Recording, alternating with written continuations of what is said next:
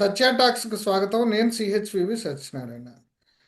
ఇటీవల బడ్జెట్కు ముందు కేంద్ర ప్రభుత్వం ప్రకటించిన ఎకనామిక్ సర్వేలో రూరల్ నుంచి గ్రామీణ ప్రాంతాల నుంచి పట్టణాలకి విపరీతంగా వలసలు పెరిగిపోతున్నాయి.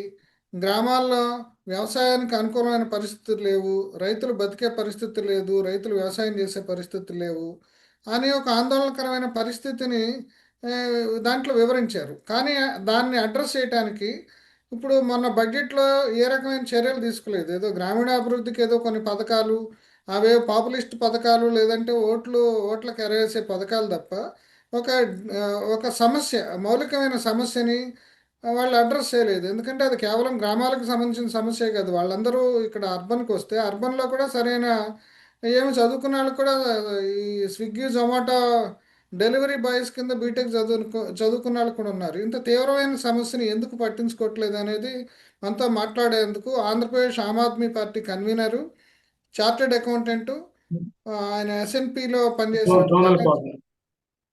మరో కోఆర్డినేటరు ఇప్పుడు మహేశ్వరరావు గారు మనతోటి ఉన్నారు. ఆయన అడిగి వివరాలు తెలుసుకుందాం. నమస్కారం అండి మహేశ్వరరావు గారు. నమస్కారం సార్. దాని మీద మీరు ఏం చెప్తారు? అందరికీ నమస్కారం. ముఖ్యంగా అభివృద్ధి అంటే ఏంటంటే బ్యాలెన్స్డ్ అభివృద్ధి ఉండాలి. అంటే పారిశ్రామిక అభివృద్ధి జరగాలి, అలాగే గ్రామీణ అభివృద్ధి చాలా ఇంపార్టెంట్. ఎందుకంటే మన జీడిపిలో ఎక్కువ కాంట్రిబ్యూషన్ వచ్చేకి గ్రామీణ అభివృద్ధి ఉంటుంది. అలాగే మన వ్యవసాయం కీ రోల్ ఉన్న ఈ పరిస్థితుల్లో గత టర్మ్స్ నుంచి కూడా ముఖ్యంగా చెప్పాలనుకుంటే ఈ బీజేపీ తాలూకా వీళ్ళ విధానం, వీళ్ళందరూ కూడా అభివృద్ధి అంటే ఒక 10% అభివృద్ధిని అభివృద్ధి కింద చూపించే విధానమే కనపడతా ఉంది. అంటే అది మనం గణాంకాలు చూస్తే కూడా అర్థమవుతుంది. ఈరోజు ముఖ్యంగా ఆంధ్రప్రదేశ్ కానీ దేశంలో కానీ ఒక రైతు సగటు యావరేజ్ 50 ఏళ్ళు ఉన్నాయి. అంటే ఒక 50 ఏళ్ళు పైబడ్డోళ్ళే రైతులుగా ఉన్నారు. అంటే ఇంకో 10 ఏళ్లలో వ్యవసాయం వ్యానిష్ అవబోతున్నది. ఇది సీరియస్ ఇష్యూ దేశంలో. ఈ ఇష్యూని అడ్రస్ చేయాలి ముఖ్యంగా. అందుకు యువత వ్యవసాయం సైడ్ రావట్లేదు. సిటీలో స్విగ్గీ బాయ్గా ఉండడానికి ఇష్టపడుతున్నాడు కానీ వ్యవసాయం ఎందుకు చేయడానికి రావట్లేదు అనేది చాలా చర్చ జరగాలి. మౌలికంగా దానికి చాలా ఓపిక్గా పథకాలు రూపొందించాల్సిన పరిస్థితి ఉంది. ఇక్కడ పోనీ పథకాలు ఏమైనా రూపొందించలేదంటే పథకాలు రూపొందించారు, దాన్ని కూడా మనం చూడాల్సిన పరిస్థితి ఉందండి. కేంద్రంలో పథకాలు ముఖ్యంగా వచ్చాక రూరల్ డెవలప్మెంట్కి సంబంధించి ప్రొడ్యూసర్ ఆర్గనైజేషన్స్ అని పెట్టి, అంటే కార్పొరేట్ లెవెల్లో వ్యవసాయాన్ని ఎదుర్కోవాలి అంటే సమిష్టి వ్యవసాయం, దాని గవర్నమెంట్ లోన్ ఫెసిలిటీ కానీ లేదా సబ్సిడీస్ కానీ ప్రొడ్యూసర్ కంపెనీ 10,000ను మనం ప్రమోట్ చేయాలని పెట్టారు. అలాగే స్టాండప్ ఇండియా ప్రోగ్రామ్, జనరల్ గా దళితులు కానీ మహిళలకు కానీ ఏదన్నా వ్యాపారం చేసుకోవాలన్నా అగ్రికల్చర్ అలైడ్ వీటికి కూడా అది కూడా పెట్టారు ప్రోగ్రామ్. అలాగే ఎన్ఎల్ఎం అంటే గొర్రె బర్రె వీటికి సంబంధించిన, ఎందుకంటే ప్రకాశం జిల్లాలో ఈరోజు ఏదైతే గొర్రెలు ఉన్నాయో వాటి తాలూకా మీట్కి ఇంటర్నేషనల్ మార్కెట్లో అంత ఎక్స్పోర్ట్ ఉంది. బట్ సమస్య అక్కడ గొర్రెలు ప్రొడ్యూస్ చేసే విధానం లేదు. పోనీ గొర్రెలు ప్రొడ్యూస్ చేద్దామంటే దాని తాలూకు పథకాలు లేవంటూ ఉన్నాయి. ఇవన్నీ ఉన్నాయి కానీ వాటికి నిధులు ఉండవు. ఇది దేశంలో జరుగుతున్న పరిస్థితి. నేను చూస్తే నిన్న బడ్జెట్ 53 లక్షల కోట్ల బడ్జెట్ పెట్టారు. దాంట్లో అంటే నేను ఒకసారి ఎప్పుడు కూడా ఎకనామిక్ సర్వే బేస్ మీదనే బడ్జెట్ అలొకేషన్స్ ఉండడం అనేది జనరల్ గా ఒక బడ్జెట్ ఒక మౌలిక సిద్ధాంతం. అది అంటే సమస్యలు ఏమన్నాయి దాన్ని దీర్ఘకాలికంగా షార్ట్ టర్మ్ అడ్రస్ చేసే విధంగా కేంద్ర బడ్జెట్ ఉంటుంది అనుకుంటా. రాష్ట్ర బడ్జెట్ అలాగూ వాళ్ళ పథకాలు వాళ్ళు ఉంటాయి కాబట్టి అట్లీస్ట్ కేంద్రం, కానీ కేంద్ర పథకం కూడా అలాగే వెళ్ళిన దాని మీదనే మనం ఈరోజు ఆందోళన చెందే పరిస్థితి. ఎందుకంటే ఎకనామిక్ సర్వేలోనే వాళ్ళు మెన్షన్ చేశారు ఎక్సోడస్ ఎఫెక్ట్ అంటే గ్రామాల నుంచి సిటీలకు వలస వెళ్ళిపోతా ఉన్నారు. కారణం వాళ్ళు మెన్షన్ చేసింది ఉపాధి లేదు, సరైన వైద్యం లేదు, విద్య లేదు. అంటే ఇవన్నీ రూరల్ తాలూకా పరిస్థితులను అర్థం పట్టే పరిస్థితులు ఆందోళన కలిగిస్తున్నాయని మెన్షన్ చేసిన విధానం. ముఖ్యంగా ఆంధ్రప్రదేశ్ ఇంకా ఇది దారుణంగా ఉంది. ఎందుకంటే ఇక్కడ మాకు రాజధాని లేదు కాబట్టి మా ఆంధ్రప్రదేశ్లో ఉన్న గ్రామాల నుంచి వాళ్ళు సిటీల కంటే హైదరాబాదు, కర్ణాటక లేదా ఈ చెన్నై వెళ్ళే పరిస్థితుల్లో ఈరోజు గ్రామాల్లో 100లో 80% బయట ఉంటున్నారు. ఒక తిరణాలు అప్పుడు కనపడుతున్నారు, లేదా సంక్రాంతి అప్పుడే మా ఆంధ్రప్రదేశ్లో కనపడుతున్న పరిస్థితి. ఇవన్నీ అర్థం చేసుకున్నాం కాబట్టి మా అలాంటి వాడు రాజకీయాల్లో రావడం మొదలుపెట్టాం. నేను అసలు ఆంధ్రప్రదేశ్ ప్రొఫెషనల్ ఫోరం మొదలుపెట్టినప్పుడు కూడా ఈ ఎక్సోడస్ ఎఫెక్ట్ ఎక్కువగా ఉంది, వలసలతో రాష్ట్రం నాశనం అయిపోతా ఉందని ఆ అంశంలో డెప్త్ గా పరిశీలన చేసిన వ్యక్తిగా పరిశీలించాలి కేంద్ర బడ్జెట్లు ఏమన్నా కొంచెమన్నా ఏమన్నా ఈ గ్రామాల నుంచి వలస తగ్గించడానికి ఉపయోగపడతాయంటే గుండు సున్నా అనాలి నేను చెప్పాలంటే. అంత పెద్ద ఓడ ఓడకూడదు కానీ అదే. గుండు సున్నా అంటానికి కూడా నేను వెనకాడను. ఎందుకంటే 2,00,000 కోట్ల బడ్జెట్ పెట్టారు ఇది రూరల్ డెవలప్మెంట్ కానీ. మనం అందరం అనుకుంటాం ఇది రూరల్ డెవలప్మెంట్ కి 2,00,000 కోట్లు ఉపయోగపడతాయి కదా అని అంటే ఒక క్యాన్సర్ వస్తే లోపల క్యాన్సర్ లో ఉన్న కణుతుల్ని కొట్టేసే విధానం ఉండాలి, పై పైన సర్జరీ చేసే విధానమే ఈ 2,00,000 కోట్ల బడ్జెట్ కూడా. దాంట్లో ఉపాధి హామీ పథకం తాలూకా అది ఒక ఉపశమనం, అదేమి సొల్యూషన్ కాదు. ఉపాధి హామీ పథకం అనేది ఏమి మనం సొల్యూషన్ చూపించలేనప్పుడు వచ్చేది అది. దానికి ఆల్మోస్ట్ 1,20,000 కోట్లు పెట్టిన పరిస్థితి. దాన్ని కూడా మాడిఫై అలాగే చేసినట్టున్నారు మధ్యలో. ఎంజీ రామ్ గాని అది రెండు కలిపి, ఎందుకంటే దానికి 30,000 పెట్టారు, దీనికి 99,000 పెట్టారు ఎంజీ రామ్ కి. మంజీరాకి దానికి వచ్చాకేమో 30 పెట్టారు, అంటే ట్రాన్సిట్ ప్రాసెస్ లో. But what ever it maybe మనం ఉపాధి అమ్మంటాం కాబట్టి దాంట్లో ఒక 1,20,000 కోట్లు పెట్టారు. అలాగే గ్రామాల్లో ఇల్లులు కట్టుకోవడానికి, అంటే పేదలకి ఇల్లు తాలూకు ఉండడానికి అది కూడా కొంత పెట్టిన పరిస్థితి. అలాగే డ్వాక్రా గ్రూపులు, ఈ మూడే పథకాలు, ఈ మూడు పథకాలకి ఆల్మోస్ట్ అంతా పెట్టిన పరిస్థితి. ఇంకోటి రోడ్డు కనెక్టివిటీకి ఒక 2,000-3,000 కోట్లు దేశం మొత్తం పెట్టిన పరిస్థితి. ఇవన్నీ కూడా మౌలిక సదుపాయాల క్రియేషన్, ఇది ఉపాధి క్రియేషన్ కాదు. గ్రామాల్లో మౌలిక సదుపాయాలు అవసరం కన్నా కూడా ఉపాధి లేక బయటికి వెళ్తున్న పరిస్థితి. ఎందుకంటే ఓ రైతు బిడ్డను నేను మా ఊర్లో 100%లో 80 బయటికి వెళ్తే మిగతా దళితులు కానీ, సన్నకారు రైతులు కానీ, బీసీలు కానీ ఊళ్ళోనే ఉంటున్నారు. వాళ్ళకి రెండే ఆప్షన్స్. ఊళ్ళో ఉంటే వ్యవసాయం ఇట్లా కనుమరుగైతున్న పరిస్థితి, వాళ్ళు ఊళ్ళో ఉండని పరిస్థితి కాకుండా విజయవాడ రావటం, కృష్ణలాంకి ఏరియాలో వాళ్ళు ఈ చిన్న బడ్డీ కొట్టులు అవి ఇవి ఇక్కడ పెట్టేసుకోవటం, ఇక్కడ వాళ్ళకి వచ్చే రూపాయలు స్కూల్ ఫీజులు, హాస్పిటల్కి వెళ్ళి దుర్బలంగా ఉంది వాళ్ళ పరిస్థితి చెప్పాలంటే. ఎందుకంటే దారుణంగా కనపడతా ఉంది పరిస్థితి. ఇది అభివృద్ధి అంటే ఊళ్ళో 10 మంది అభివృద్ధి అవటం కాదు, లేదా ఊళ్ళో ఉన్న దిట్టమైన రైతులు, లేదా బాగా చదువుకున్నాడు, లేదా గవర్నమెంట్ జాబ్ వచ్చినాడు అన్ని కులాల్లో, వీళ్ళు ఏమన్నా కొద్దిగా ఈ వలసల వల్ల కొంత మెరుగులో ఉన్నారేమో కానీ మిగతా వలస వెళ్ళిన వాళ్ళందరూ వాచ్మెన్లుగా చెప్పాలంటే స్విగ్గీ బాయ్ అని కూడా వాళ్ళకి ఇంకా ఆ నాలెడ్జ్ ఉండదు. ఎందుకంటే అగ్రికల్చర్ చేసే వాళ్ళకి వేరేది ఏమీ లేని విధానం ఉంది కాబట్టి వాళ్ళ పరిస్థితి దారుణంగా ఉంది. దాని మీద అసలు అడ్రస్ చేయలేదనేది నేను చెప్పదలుచుకున్నా. అగ్రికల్చర్ పెట్టిన 1.6 లో కూడా అవే పెట్టారు. దీని రూరల్ డెవలప్మెంట్ 2 lakhs crores పెట్టిన కూడా అదే పెట్టారు. ఇంకా దారుణంగా నాబార్డుకి నిధులు లేకుండా చేశారు. ఈరోజు మనం ఎన్ఎల్ఎం స్కీమ్, ఇందాక నేను చెప్పాను, గొర్రె బర్రె ఏదన్నా మనం లోన్ తీసుకోవాలనుకున్నప్పుడు బ్యాంకుకి వెళ్ళినప్పుడు ఎన్ఎల్ఎం స్కీమ్ యాక్టివ్ గా లేదు సార్, ఈ సంవత్సరం అప్డేట్ చేస్తాం సార్, నాబార్డులో నిధులు లేవు సార్, నాబార్డు అధికారులు చెప్తా ఉన్నారు. నాబార్డు అధికారులు చెప్తాను ఫార్మర్ ప్రొడ్యూసర్ కంపెనీ పెడితే ఏమన్నా దానివల్ల ఏమైనా ఉపయోగం ఉంటుందని ఒక 10 మంది రైతులు నేను ఒప్పించి, వాళ్ళకి డిజిటల్ సిగ్నేచర్ కూడా తెలియదు వాళ్ళకి. యాక్చువల్ గా నేను దగ్గరుండి చేయించడానికి 4-5 నెలలు పెట్టింది ఆ ప్రొడ్యూసర్ కంపెనీ. ఇంత చేసిన తర్వాత దాని తాలూకు ఏ విధంగా కూడా బ్యాంకు నుంచి ప్రిఫరెన్స్ లేదు, గవర్నమెంట్ నాబార్డ్ నుంచి ప్రిఫరెన్స్ లేదు, మోడర్న్ అగ్రికల్చర్ కి ఏ విధంగా లేదంటే ఒక అగ్రికల్చర్ ని లేకుండా చేసే విధానం కనపడతా ఉంది. అలాగే ఏమన్నా ధరల స్థిరీకరణకి ఏమన్నా సెంట్రల్ బడ్జెట్ లో పెట్టిన పరిస్థితి ఉందంటే అది లేదు. ముఖ్యంగా చెప్పాలంటే దానికి సంబంధించింది లేదు. ఇన్సూరెన్స్ కూడా ఎఫెక్టివ్ గా కట్టని పరిస్థితి. అంటే రైతులు భయపడిపోతా ఉన్నారు. న్యాచురల్ కలామిటీస్ వచ్చాయి, మన తుఫాన్ వచ్చింది, పొలం అంతా పోయి ₹1 పరిహారం ఈ రోజు వరకు ఇవ్వలేదు.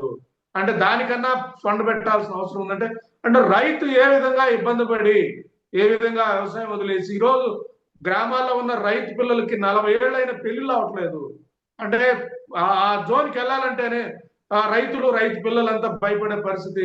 దీని తర్వాత కౌలు రైతులు వచ్చారు, ఆ ఉన్న దళితులే రైతులలాగా వలస వెళ్ళారు కాబట్టి మనమన్నా చేద్దామన్న కౌలు రైతులు, వాళ్ళకి ఏ ఫెసిలిటీస్ లేక, గవర్నమెంట్ నుంచి ఏ సదుపాయాలు లేక వాళ్ళు ఇంకా తీవ్ర అప్పుల్లో వెళ్ళిపోయి వాళ్ళు పారిపోయిన పరిస్థితి. అంటే వికసిత భారత్ కాదు ఇది చెప్పాలంటే, ఒక 10 మందికి పనిచేస్తున్న భారత్ లాగే కనపడతా ఉంది. అంటే కార్పొరేట్ల కోసం. ఆయన గురుమూర్తి ఉన్నాడు కదా, ఆయన చార్టెడ్ అకౌంటెంట్, మీకు తెలిసే ఉంటుంది, ఎస్ గురుమూర్తి, ఆర్ఎస్ఎస్ ఆయన, తుగ్లక్ పత్రిక సంపాదకుడు. ఆయన కూడా అంటే చాలా గొప్ప బడ్జెట్, అసలు వికసిత్ భారత్ 2047కి ఇది ఒక నాంది పలుకుతుందని చెప్తున్నారు. అసలు ఇప్పుడు దేశంలో అత్యధిక జీడిపిలో మ్యాక్సిమం కంట్రిబ్యూషన్ వ్యవసాయందే.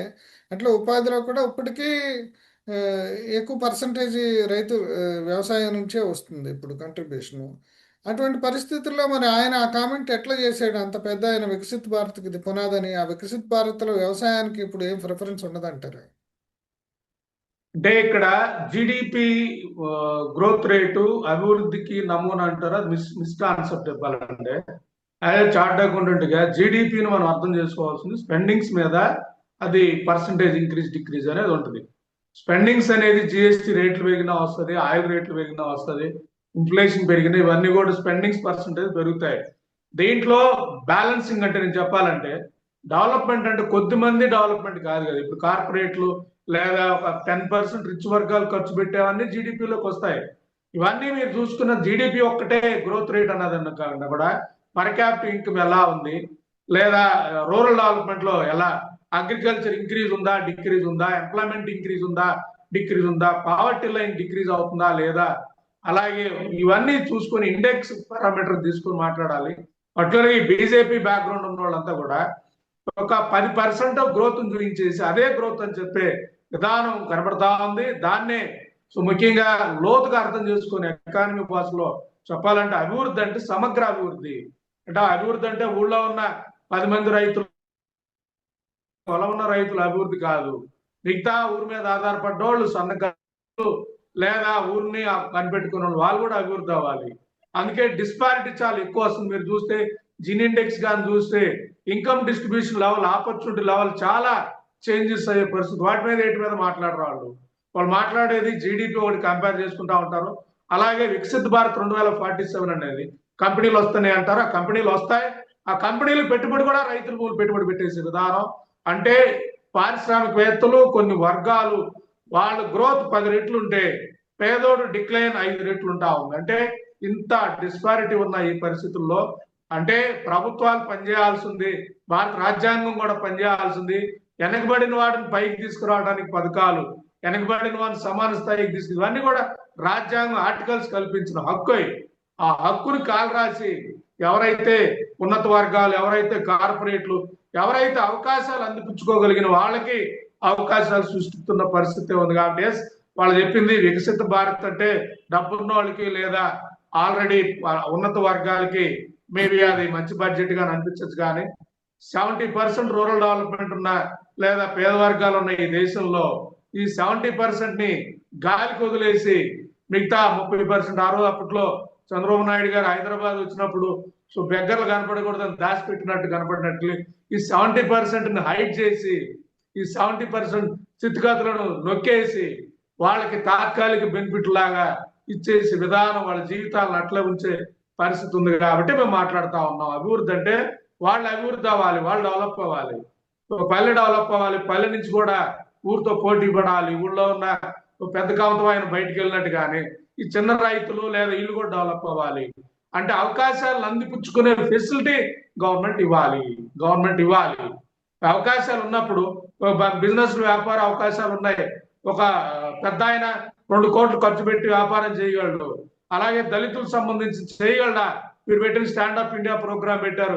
ఇప్పటి వరకు ఒక్క బ్యాంకర్ని ఎవరినైనా ఏదన్నా ఒక్క బ్యాంకర్ ఒక్క బ్రాంచ్ అతనైనా స్టాండప్ ఇండియాలో అర్హుడైన దళితుడికి ఏ పార్టీతో సంబంధం లేని వాళ్ళకి ఇచ్చినారని చెప్తే నేను రాజకీయాల నుంచి కూడా సో శాశ్వతంగా దూరం అయ్యే పరిస్థితి వస్తుంది.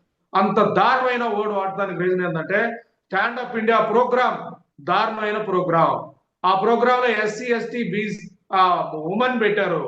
ఉమెన్ వచ్చినప్పుడు ఓసీ ఉమెన్ కూడా ఉమెన్ కింద వస్తుంది. కాబట్టి ఆ ఉమెన్ కి ఆ స్టాండప్ ఇండియా, నేను ఆ డేటా కూడా తీసి చూస్తే స్టాండప్ ఇండియా కింద ఇచ్చిన లోన్లో సింహభాగం ఉమెన్స్ ఉన్నారు. సింహభాగం ఉమెన్ ఉన్నారు. మిగతా ఎవరైతే ఎస్సీ ఎస్టీ ఉన్నారో వాళ్ళ పొలిటికల్ పార్టీకి సంబంధించిన వాళ్ళ బినామీలో లేదు, వాళ్ళ పేరు చెప్పుకొని లోన్ తెచ్చుకొని ఎగ్గొట్టే విధానం కనపడతా ఉంది. కాబట్టి అంటే ఉపాధికి అవసరమైన స్టాండప్ ఇండియా ప్రోగ్రాం ఒక్క నియోజకవర్గంలో ఒక్క టిప్పించిన 175 నియోజకవర్గాల్లో ఒక్క 10 మంది దళితులు ఎవరైనా కానీ ఉపాధి పొందిన పరిస్థితి ఉంటే మనం సంతోషించే పరిస్థితి ఉంటుంది. కాబట్టి అవకాశాలు కొంతమందికే వస్తున్నాయి. ఆ కొంతమంది క్రియేట్ చేసే విధానమే కేంద్ర ప్రభుత్వం వెళ్తా ఉంది.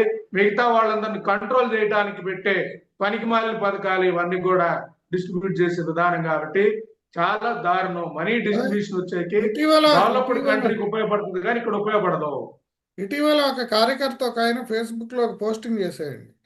ఇప్పుడు దావోస్కి చంద్రబాబు నాయుడు కానీ లేదంటే అక్కడ తెలంగాణలో రేవంత్ రెడ్డి కానీ దావోస్కి వెళ్ళారు అంటే భయం వేస్తుంది.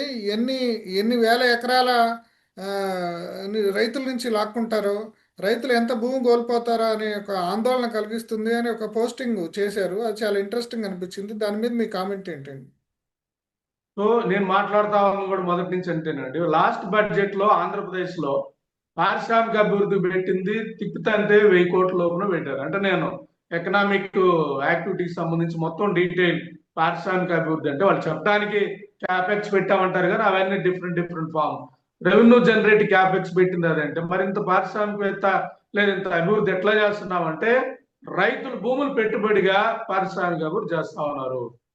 రైతుల భూములు, రైతుల దగ్గర భూములు బలవంతంగా లాక్కోవడం, ఒకవేళకి నీకు 500 కావాలి, 1000 కావాలి, 2000 కావాలి, తీసుకో భూమి, నీ ఇష్టం. మన కూడా లోకేష్ బాబు అంటున్నాడు, నేను ఇస్తానండి అంటున్నాడు. ఎవరు భూమి ఎవరిస్తారు? అంటే వీళ్ళు వెళ్ళే విధానం రైతుల భూమిని, ఒకవైపు రైతుల్ని సో వ్యవసాయం లేకుండా చేసేసి వాళ్ళని చికాకు పెట్టేసి రైతులను కూడా అర్బన్ మూవ్ చేసే విధానం తీసుకొచ్చి ఆ ప్రాసెస్ లో ల్యాండ్ అక్విజిషన్ చేసేసి విధానం, ఆ భూములు లాక్కునే విధానం, దారుణమైన పరిస్థితి. ఆ ప్రభుత్వం అదే చేస్తా ఉంది, ఈ ప్రభుత్వం అదే చేస్తా ఉంది. ప్రభుత్వాలు కాదు సమస్య దేశంలో, ప్రభుత్వాలు కాదు సమస్య, విధానాలు సమస్య. ఈ కాంగ్రెస్ ప్రభుత్వం అయినా, లేదా బీజేపీ అయినా, లేదా వైసీపీ అయినా, టీడీపీ అయినా, వీళ్ళంతా ఒకే విధానం, బీఆర్ఎస్ అయినా ఒకే విధానంతో వెళ్తున్న పరిస్థితి మనకు కనపడతా ఉంది. కాబట్టి ఇక్కడ దీని మీద మనందరం కూడా మాట్లాడాలి.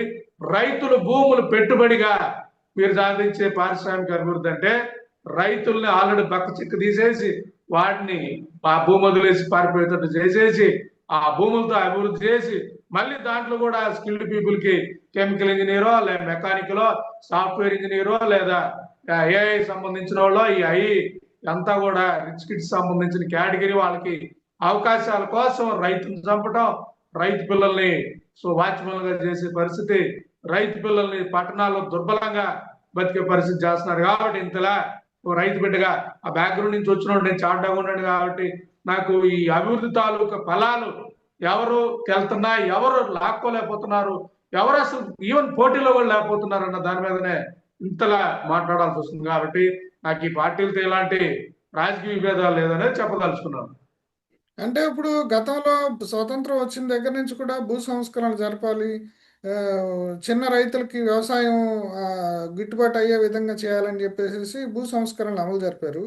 అంటే ఇప్పుడు పారిశ్రామికీకరణ పేరుతోటి భూ సంస్కరణల రివర్స్లో, అంటే భూములన్నీ కూడా ధనవంతులు, ప్రభుత్వంలో ఉన్న అధికార వర్గాల చేతికి గుత్తాధిపత్యం వెళ్ళే పరిస్థితి జరుగుతున్నట్టు కనిపిస్తుంది. దాని మీద మీరు ఏం కామెంట్ చేస్తారు? ఇప్పుడు రివర్స్లో భూ మీరు అన్నట్టు సంస్కరణ జరుగుతుంటుంది. గతం స్వతంత్రం వచ్చినప్పటి నుంచి అగ్రికల్చర్ అభివృద్ధి చెందలేదని చెందింది. సో ఫేజ్ వైజ్ ఒక ఫేజ్ వైజ్ చేసుకుంటూ వచ్చారు, అది బాగానే ఉంది. అప్ టు గ్లోబలైజేషన్ వచ్చే వరకు కూడా అగ్రికల్చర్ తాలూకు నేను గ్రామాల్లో ఉన్నవాళ్ళం 90 ప్రాంతంలో ఎంతో కొంత హ్యాపీగా గౌరవంగా ఎర్నింగ్స్ ఉండేవి, సంపాదించుకునేవాళ్ళు. నేను సిఏ చేరే టైంకి ₹1,00,000 నేను సొంతంగా అగ్రికల్చర్ మీద ఆ రోజు సంపాదించుకొని నేను సిఏ చేయని పరిస్థితి అంటే బాగానే ఉండేది.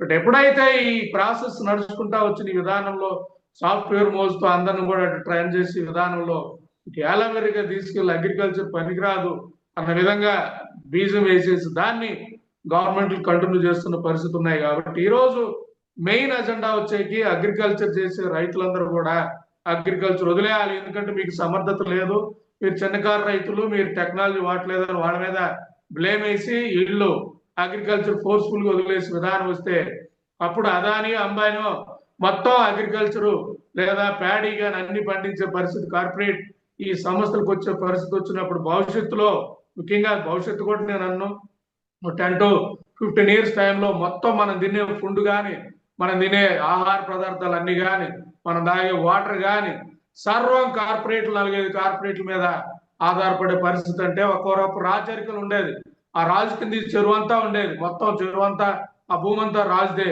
మేము వెళ్ళి ఆ రాజు భూమిలో పొలం చేయాలి, ఆ రాజు మాకు 4 నూకలు గింజలు ఇచ్చైతే తినేసి బతికే పాత రాచరిక వ్యవస్థను తీసుకురావడమే బీజేపీ పనిచేస్తా ఉంది, ఆర్ఎస్ఎస్ పనిచేస్తా ఉంది.